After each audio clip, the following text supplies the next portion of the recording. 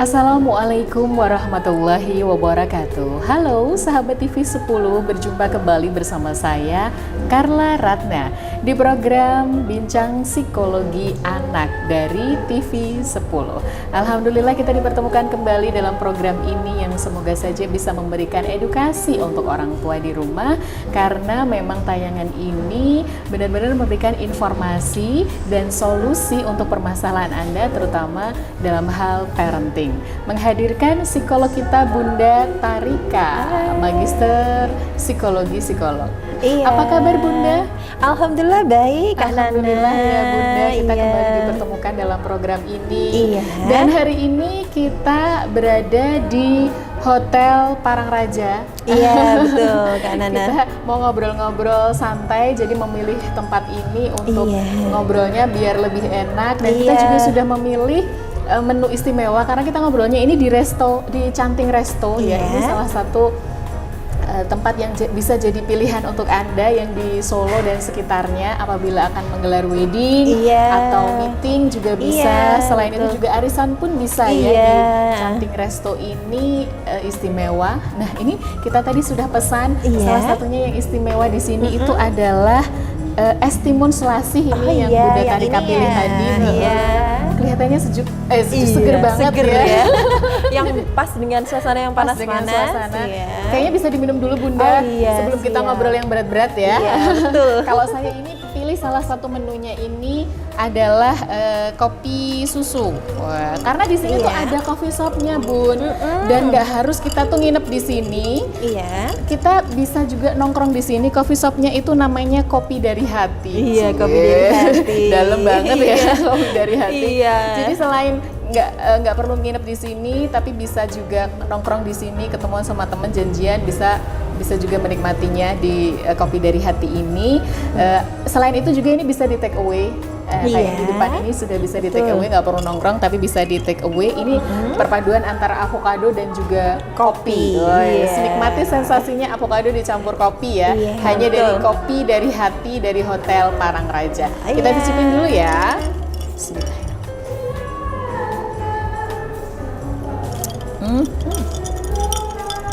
Kok ini segar banget Kak. Kopinya bener-bener ini taste-nya kopi itu pahitnya dapet, tapi susunya juga enak gitu. Jadi pas perpaduannya antara pahitnya kopi dan susu. Baik Bunda, kalau hari ini kita akan ngomongin tentang pola asuh ya. Betul. Pola asuh antara ayah dan ibu yang berbeda. Seperti kita ketahui sendiri ya Bunda ya, bahwa mungkin sudah nggak asing lagi dengan ungkapan bahwa pola asuh itu ibaratnya warisan, ya kan Bun? Bisa jadi pola asuh itu dibawa oleh ayah dari orang tuanya, dari ibu juga oleh orang tuanya. Nah, yang jadi masalah adalah pola asuhnya dari orang tua ayah dan orang tua ibu itu kadang beda, sehingga nanti penerapannya ke anak-anak juga pasti beda. Bikin anak pasti bingung, harus nurut sama siapa nih, sama mama atau sama papa. Nah, kita akan bicara tentang bedanya pola asuh antara ayah dan ibu ya Bun ya. Tapi sebelum itu kita bicara dulu dong, pola asuh itu apa sih Bun? Oke, baik. Pola asuh itu adalah pengasuhan yang diberikan kepada orang tua terhadap anak. Jadi adanya interaksi antara anak dan orang tua. Begitupun sebaliknya, orang tua terhadap anak. Nah, seperti itu Kak Nana. Itu yang dinamakan oleh pola asuh. Beda dengan parenting atau sama? Sebenarnya kan parenting ilmunya ya. Parenting itu adalah ilmunya. Iya, betul.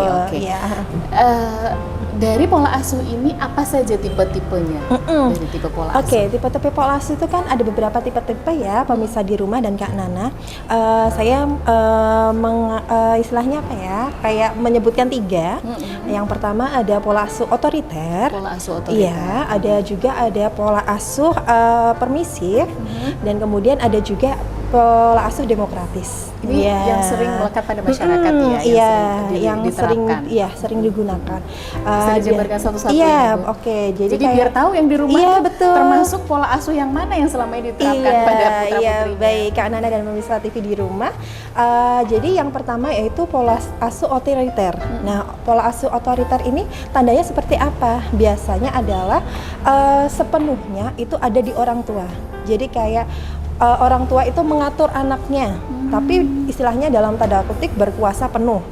Jadi kayak mengesampingkan nih pendapat anaknya, kemudian apa-apa itu ya nurut sama orang tua. Itu adalah pola asuh otoriter. Karena merasa mungkin orang tua selalu benar ya. Ya terkadang ya ada yang seperti itu, sehingga ya. apa-apa ya sudahlah orang tua yang putuskan. Iya, gitu tapi kan merasa seperti itu. Padahal itu belum tentu bagus untuk iya, diterapkan. iya, itu kan dalam lingkup dalam pola asuh otoriter. Jadi istilahnya yang berpegang peran penting adalah orang tua. Dan kadang mengesampingkan pendapat anak, kemudian kayak antara anak dan orang tua itu ada gap, ada sisi yang istilahnya apa ya, kurang kehangatan dan sebagainya. Jadi kayak tembok besar yang dibangun oleh orang tua iya, sendiri. itu pola asuh otoriter. Kemudian ada yang tadi kedua adalah pola asuh demokratis. Pola asuh demokratis. Iya, pola asuh demokratis. Pola asuh demokratis ini seperti apa, Kak Nana dan pemirsa TV di rumah? Pola asuh demokratis ini adalah biasanya antara interaksi antara orang tua dan anak itu ada kehangatan.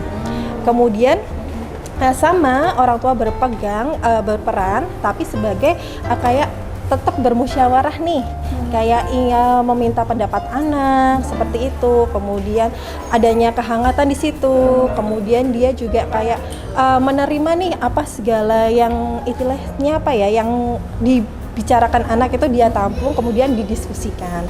Itu adalah pola asuh demokratis. Pola asuh Iya. demokratis. Nah, yang selanjutnya yaitu ada pola asuh permisif. Permisif ini ditandai dengan biasanya orang tua adalah membiarkan. Adalah jadi kayak ya acuh seperti itu ya. Jadi kayak membiarkan tanpanya ada aturan, tanpanya ya tetap komunikasi, tapi dibiarkan aja sih anaknya dia mengalir seperti apa. Itu adalah tipe pola asuh yang permisif. Jadi ada tiga tadi Ada tiga, ya. Otoriter, demokratis, Dan permisif. Dan satu lagi ada yang disebut dengan pengasuhan positif. Pengasuhan Iya, positif. pengasuhan positif ini dikemukakan oleh seorang psikolog klinis yang bernama Sanders. Jadi di mana antara orang tua dan ayah dan ibu itu harus sejalan. Jadi kayak harus kayak bekerja sama nih, konsisten. Yang satunya A juga A, yang satunya B ya B, Iya, gitu. Jadi anak nggak tidak, bingung. iya, Kan jadi disampaikan tidak di ada. awal bahwa karena ya itu membawa turunan dari Iya, pola asuh sebelumnya. betul, Jadi iya. kadang-kadang kan terjadi perbedaan antara ayah dan juga ibu. Gitu. Iya, Nah, betul. Mungkin ini jadi bisa jadi pilihan ya. Iya, jadi salah satu pilihan seperti itu. Jadi konsisten, kemudian menerapkan disiplin, tapi secara disiplin yang positif seperti itu. Nah, itu beberapa tipe-tipe pola asuh yang bisa saya jelaskan seperti itu Kak Nana dan Mbak Bisa Ada TV plus di rumah. minusnya nggak masing-masing pola asuh? Iya, baik. Ada yang kalau otomatis ketika semua itu pasti ada kan plus dan minusnya ya. Kemudian mungkin dari demo istilahnya gini, kalau dari sisi yang tadi pola asuh otoriter, sebenarnya yang mungkin dampak positifnya adalah itu bisa diterapkan, tapi ketika anak itu sudah istilahnya masih dalam pengawasan orang tua, kayak mungkin masih kecil, ya itu kan istilahnya sepenuhnya kan ada di Memang orang tua keputusan di ya, orang tua ya. Tapi kita menyingkirkan nih, agak sedikit menyingkirkan yang istilahnya kerasnya dan itu. Nah, itu kan bisa digunakan. Jadi kayak masih semua beristilahnya apa ya? Masih ada dalam pengawasan orang tua. Jadi keputusan ada di orang tua. Tapi kalau itu tidak bisa digunakan ketika anak sudah remaja dan sebagainya, kan sudah tidak sudah punya pemikiran sendiri, pendapat sendiri. Nah, itu sudah tidak bisa digunakan. Dan itu harus dihargai gitu Iya, ya. betul. Kemudian pola asuh demokratis tadi itu juga bisa digunakan seperti ini ya. Jadi kayak diskusi, kemudian anak yang sudah bisa diajak diskusi, kemudian ya sudah diajak bicara kayak umur usia 4 tahun, mulai 4 itu tahun. hanya bisa diterapkan untuk yang usia yang sudah bisa diajak bicara kan? Iya, di pendapat. Artinya kalau masih kecil juga belum bisa kan, ya, belum bisa diterapkan. Iya, tapi ya istilahnya ada kayak pembiasaan juga sih ya, kayak tetap ada kayak apa ya, tetap anak inginnya apa gitu kan, kita kayaknya anaknya lebih senang mainan ini ya, kita istilahnya fasilitasi seperti itu kan. Itu pengasuhan demokratis ya, mungkin secara tidak langsung belum belum bisa berkomunikasi, tapi kan kita tahu kok kita kasih Cenderungnya mainan apa? ini kok ini apa ya, apa namanya, dia kok lebih memilih ini, berarti kan itu ada proses istilahnya apa Iya. ya, musyawarah di situ walaupun secara tidak langsung, secara memberikan pendapat gitu ya. Nah itu pola asuh demokratis. Kemudian ada yang permisif. Permisif ini ya terkadang ada ini ya, kayak membiarkan, istilahnya memberikan kasih sayang sebenarnya baik ya, tapi terkadang itu terlalu berlebihan, kayak membanjakan. Nah seperti itu, ada dampak negatifnya juga. Jadi kan anak jadi tidak tahu aturan mana sih yang boleh dan tidak boleh. Kalau tadi demokratis kan tetap nih kita ada apa namanya, ada aturan tapi kita bisa musyawarahkan. Nah seperti itu. Kalau tadi yang pola asuh otoriter, kita memberikan aturan tapi aturan itu terkadang ini di musyawarahnya itu terkadang tersampingkan. Nah seperti itu, pasti ada positif dan negatif. Itu dia plus minusnya dari masing-masing pola asuh yang diterapkan oleh orang tua. Anda termasuk yang mana? Terus sahabat ini 10. Kalau Kak Nana yang mana ya? Saya demokratis kayaknya. Yang bagus ya. Iya. Tapi nanti lebih lanjut kita akan bicara tentang pola asuh. Jangan kemana-mana ya, tetap di TV 10 di Bincang Psikologi Anak. Kami segera kembali setelah jeda.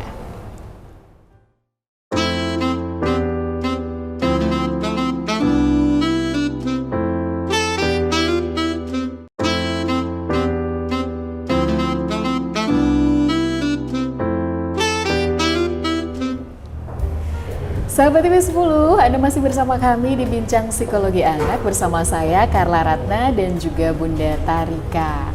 Berbicara tentang pola asuh seru ya. Apalagi sekalian bisa mengevaluasi orang tua di rumah ini termasuk menerapkan pola asuh yang apa gitu. Nah, tadi kan kita bicara tentang beda pola asuh ya antara ayah dan ibu, kadang-kadang bawaan dari orang tua masing-masing. Kalau ini memang terjadi dalam keluarga kita, apa yang harus dilakukan untuk mengatasi perbedaan yang ada ini? Kan biasanya kan pada kekeh, ini loh orang tuaku mendidik aku sampai aku seperti ini loh gitu. Seperti itu kan, masing-masing kekeh dengan bahwa pola asuh dari orang tuanya itu yang paling baik yang diterapkan. Nah, untuk mengatasi perbedaan itu bagaimana? Oke, baik kan, saya jelaskan dulu ya Kak Nana dan pemirsa TV di 10 di rumah, kan kenapa kok itu terbawa? Karena kan itu kan proses dari dia kecil, pengasuhan itu kan pasti ikutnya orang tua ya, jadi otomatis itu sudah terbentuk dan otomatis dari satu pengasuhan ayah, satu juga pengasuhan ibu, otomatis sama-sama sudah terbentuk, ketemu nih waktu dalam pernikahan ya, otomatis terkadang ada juga perbedaan yang bikin itu kadang itu konflik. Nah, merasa paling baik merasa paling benar. Iya, betul sekali. Nah, gimana sih kita cara mengatasinya? Nah, satu adalah kita harus mengkomunikasikan antara ayah dan ibu. Jadi kayak kita sama pasangan nih, di pasangan ini ayah dan ibunya harus satu suara. Kenapa kok harus satu suara? Ambillah katakanlah yang dari pengasuhan ayahnya yang baik apa. Oke, kita bisa pakai. Kemudian dari ibunya yang baik apa kita pakai. Dan itu kita bisa diskusikan dan itu kita diskusikan berdua. Ini loh, kalau di dalam keluargaku ada yang seperti ini harus yang boleh ini. Atau yang dari keluarga ini yang boleh ini. Nah, itu kemudian satu istilahnya kita sampai menemukan satu suara ya. Satu titik temu ya. Iya, satu titik temu. Ya, jadi kayak mau di istilahnya ada visi misi nih dalam rumah tangga. Anak ini mau dikemanakan ya gitu. Iya, betul.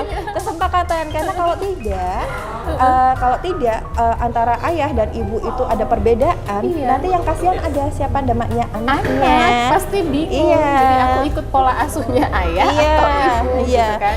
Contohnya kecilnya aja ya, seperti kayak gini. Mungkin dari segi ibu kita sudah berusaha nih untuk ini loh makan coklat nggak boleh, atau makan coklat adalah Sabtu Minggu. Tapi terkadang dari ayahnya, ayahnya nggak apa-apa, dia setiap hari aja, nggak usah bilang sama mama. Kan begitu kan, jadinya bertentangan. Jadi kayak gitu, yang ditakutkan adalah nanti ke depannya ketika dia segala hal sesuatu nggak boleh, larinya ke ayah gitu. Dan padahal kita dalam satu rumah tangga itu yang paling penting adalah kita harus satu visi dan tujuan dulu, satu visi misinya jelas. Jadi satu suara nih, ketika kamu bilang kepada anak A nggak boleh, ya nggak boleh. Dua-duanya juga sepakat. Kamu ke ayah nggak boleh, ke ibu juga nggak boleh. Tapi dijelaskan nih kenapa nggak bolehnya. Nah, itu yang paling penting ya. Iya. Nggak boleh itu harus ada penjelasannya, Iya. bukan hanya nggak boleh aja. Betul sekali. Dan penjelasannya harus Iya. realistis. Anak betul. zaman sekarang itu nggak bisa Iya. kayak zaman dulu kita. Iya, apalagi kritis ya sekarang Kak Nana ya. Nah itu jadi harus dijelaskan dan satu suara antara ayah dan ibu seperti itu. Nah seperti itu Kak Nana. Jadi Untuk mengatasi perbedaan antara iya. pola asuh yang berbeda antara ayah dan ibu, itu ya dengan disatukan dulu, duduk dulu, Iya. kemudian bicara dulu, komunikasi Iya. dengan baik, pola asuhnya yang mau diterapkan yang mana, Iya. bisa diambil dari dua-duanya, tapi Iya. diambil yang positifnya. Iya, Oh, betul gitu. sekarang. Nah, kalau tadi bicara tentang pola asuh ya, ada 4 tipe pola asuh yang sudah disampaikan oleh Bunda Tarika. Kalau dari sudut pandang psikologi, Bunda, Iya, itu yang paling baik yang mana yang Iya. diterapkan dalam pola asuh untuk anak-anak? sebenarnya kalau dikatakan paling baik atau tidak itu kan ada lebih dan istilahnya Iya, ada plus lebih minus dan yang plus tadi kita, minusnya ya yang tapi maksudnya yang paling bisa- ideal lah. Iya, oke, baik. Yang pasti kalau paling ideal biasanya demokratis ya, demokratis sama pengasuhan tadi yang seperti yang saya sampaikan dari pengasuhan Sanders yang itu yaitu kayak menerapkan disiplin positif. Jadi kayak yang tadi yang pertama ya itu disiplin positif itu seperti apa? Kita memberikan anak jadi kayak gini. Kadang dulu pakainya masih kata hukuman ya. Iya. Nah, sekarang kita kayak mengajarkan anak ketika kamu melakukan sesuatu pasti ada konsekuensinya. Ada konsekuensi. Iya, jadi ada menjelaskan diperhalus aja ya. iya. Dari hukuman itu. Iya, betul. Konsekuensi. Jadi konsekuensinya kamu ketika kamu melakukan ini dan itu salah, itu berarti ada konsekuensinya. Nah, konsekuensinya apa? Nah, itu kayak dimusyawarahkan, didiskusikan seperti itu. Kemudian disiplin positif. Kemudian dari Sanders juga menerangkan bahwa adanya belayan, iya jadi kayak anak sering dibelai, kayak sering dipeluk dan itu kemudian sering diajak diskusi. Kemudian kesepakatan dulu yang paling penting adalah kesepakatan antara orang tua dan anak. Oh, iya, iya. jadi kayak istilahnya apa ya? Ada interaksi, ada diskusi di situ. Nah, seperti itu.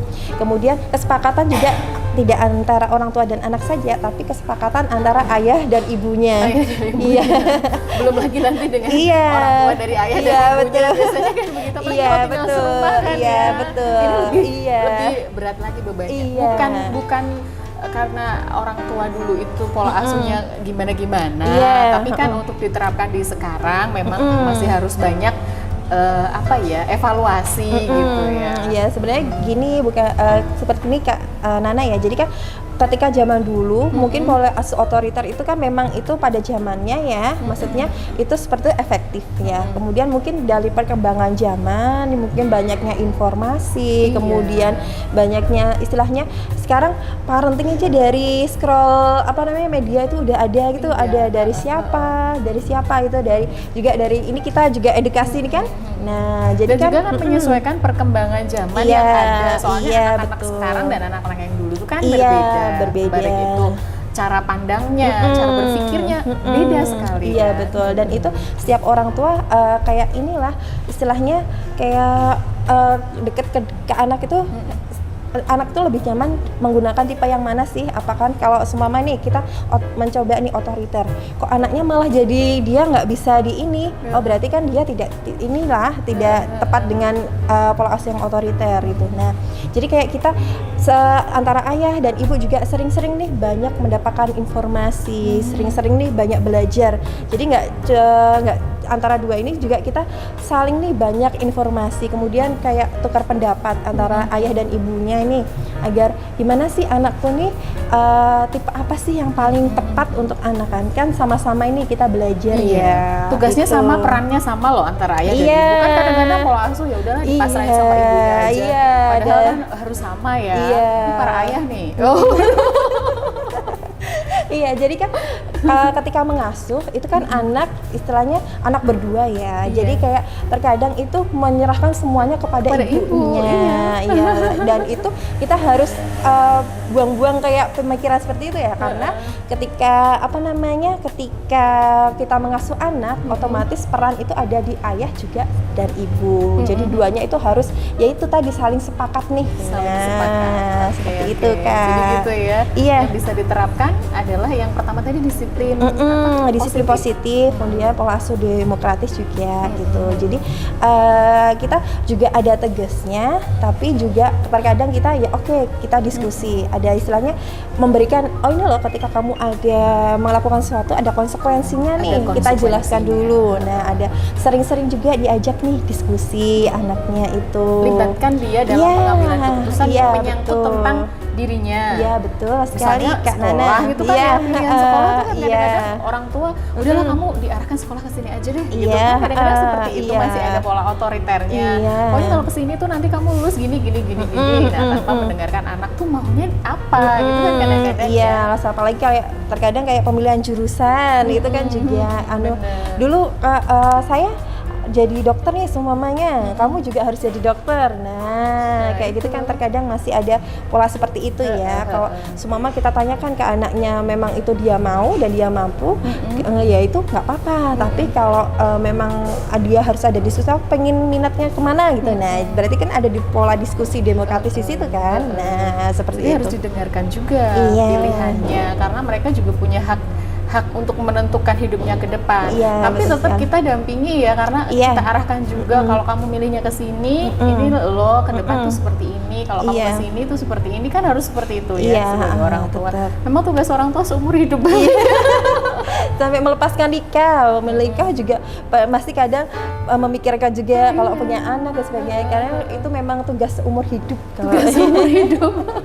Jadi orang tua. Iya, betul. Belum lagi sekali. nanti kalau pola asuh itu tadi ya, bicara tentang perbedaan, apalagi kalau bukan hanya ayah ibu saja, tapi juga tentang orang tua. Betul. Orang tua dari ayah ibu nanti yang juga harus begini gitu.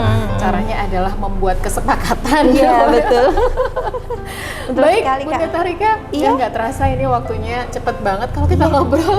Rasanya tuh waktunya cepet banget ya, nggak terasa. Betul sekali, Kak Baik, Nana. closing statement dulu tentang apa yang kita obrolkan di Bincang Psikologi Anak edisi kali ini. Baik Kak Nana dan pemirsa TV 10 di rumah. Ketika kita membicarakan tentang pola asuh, maka kita harus menerapkan nih mana yang terbaik atau mana yang nyaman di anak. Apapun pola asuhnya, yang penting satu, untuk kebahagiaan anak. Seperti itu. Baik, itulah untuk mengatasi perbedaan pola asuh antara ayah dan ibu. Inti sesungguhnya itu adalah bagaimana kedua belah pihak itu mengkombinasikan pola asuh yang ada ya. Karena jika kedua perbedaan itu diterapkan dengan baik, justru akan memberikan dampak positif pada perkembangan anak. Saya Carla Ratna dan Bunda Tarika undur diri. Kembali kita berjumpa di lain kesempatan, tentu saja di Bincang Psikologi Anak bersama TV 10, Inspirasi dan Edukasi. Terima kasih untuk kebersamaannya. Assalamualaikum warahmatullahi wabarakatuh. Waalaikumsalam.